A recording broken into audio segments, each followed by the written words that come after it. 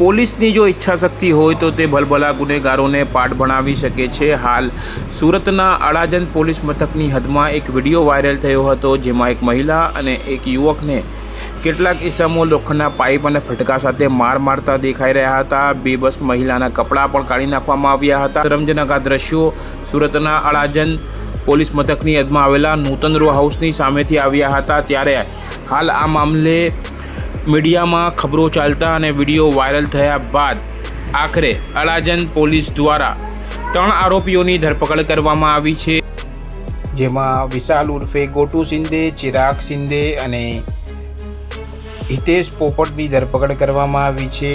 ઉલ્લેખનીય છે કે આ 3 આરોપીઓ પાલનપુર જકાતનાકા વિસ્તારના છે અને શિંદે બંધુઓ મૂળ મહારાષ્ટ્ર રાયગઢના, ત્યારે અન્ય એક આરોપી યુપીનો છે।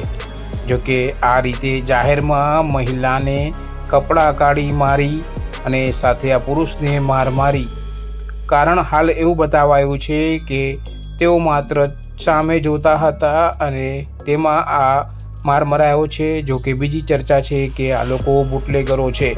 હાલ આ મામલે મોડે પણ અડાજણ પોલીસે આ 3ની ધરપકડ કરી ખાકી અને કાયદાની થોડી લાજ જરૂર રાખી છે।